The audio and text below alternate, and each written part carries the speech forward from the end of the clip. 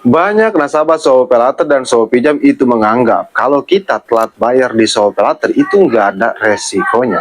Kamu salah besar loh. Kenapa? Karena ada dua resiko ketika kamu telat bayar di SoFiPayLater dan SoFiPinjam. Nah, setiap resikonya ini, setiap satu persatu resikonya ini memiliki resiko yang berbeda loh. Jadi, meskipun kamu hanya telat bayar, kalau kamu ya telat bayarnya lama ya jelas dong ada resikonya. Jadi buat kamu nasabah SoFiPayLater dan SoFiPinjam yang saat ini sedang galbay di SoFiPayLater ataupun telat bayar di SoFiPayLater, kamu simak deh video ini. Cuman sebelum ke pembahasannya, buat kamu nih yang bergabung ke grup WA Kang Galbay, untuk linknya ada di deskripsi video ini, kamu bisa langsung klik saja. Grup WA Kang Galbay gratis, tidak ada biaya apapun. Tapi jangan lupa subscribe channel ini. Nah, kita kembali lagi ke topik pembahasan. Siapa sih yang nggak tahu pinjol SoFiPayLater dan SoFiPinjam?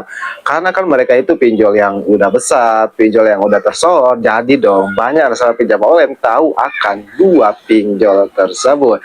Cuman apa sih resikonya ketika kita telat bayar di SoFiPayLater dan SoFiPinjam? Nah, resiko yang pertama aja, ketika kamu telat bayar di SoFiPayLater dan SoFiPinjam, kamu nggak akan percaya loh. Karena kebanyakan nasabah menganggap seperti ini loh. Kalau kita telat bayar nih di SoFiPayLater misalnya 1 minggu, 2 minggu, terus kita melunasi pinjaman kita di SoFiPayLater hingga akhir nih, hingga lunas, mereka berpikir kalau pinjam berikutnya itu akan di ACC ataupun akan diterima. Padahal enggak bakal loh. Kamu akan di auto meskipun kamu melunasi pinjaman kamu sekaligus, tapi kamu pernah telat bayar di SoFiPayLater dan SoFiPinjam, percayalah pinjam berikutnya itu nggak akan diterima ataupun nggak akan di ACC, lebih tepatnya bakal di auto. Nah, banyak nasabah SoFiPayLater dan SoFiPinjam itu ngeluh loh akan hal tersebut, padahal mereka udah capek-capek berusaha untuk melunasi. Ya emang si awalnya itu telat bayar 1 minggu, 2 minggu, tapi setelah melunasi malah ditolak. Nah, itu untuk resiko yang pertama loh, ketika kamu telat bayar di SoFiPayLater dan SoFiPinjam. Dan untuk resiko yang kedua, pasti kamu nggak percaya loh, ketika kamu telat bayar di SoFiPayLater dan SoFiPinjam. Nah, resiko yang kedua, nama kamu bisa saja langsung masuk slik OJK loh, kalau kamu telat bayarnya lebih dari 2 minggu ataupun 1 minggu. Kenapa? Karena di aturan OJK terbaru itu udah jelas loh. Di aturan tahun 2025 bulan Juli tanggal 31 itu udah jelas. Setiap pinjam online atau lebih tepatnya nasabah yang melakukan telat bayar, kalau mereka galbay ini sudah lebih dari 1 minggu ataupun nggak menghitung hari lagi, itu harus langsung masuk slik OJK. Kan dulu beda ya. Dulu kita galbay ini 1 bulan, 2 bulan, 3 bulan, baru nama kita masuk slik OJK. Nah, sekarang kita galbay 1 minggu pun nama kita udah pasti masuk slik OJK loh. Bukan udah pasti lagi, tapi udah jelas sih. Kenapa? Karena emang udah aturan dari pihak OJK-nya.